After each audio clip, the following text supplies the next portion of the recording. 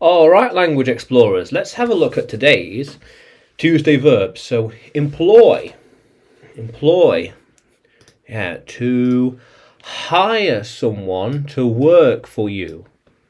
To employ someone. Yeah, I want to employ him. I am going to employ them. We need to employ more people at the company. They need to work for us. They are going to employ them one by one. Yeah.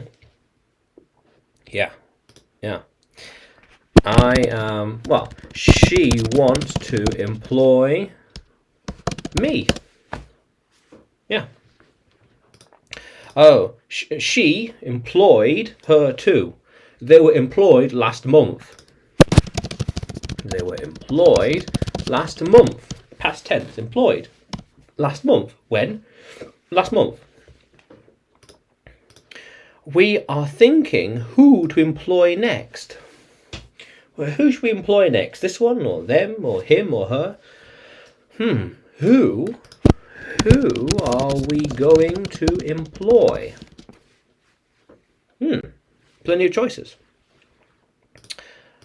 Perhaps they might employ the best candidate. They are going to employ him. They are going to employ him. He will be employed to work on the computers.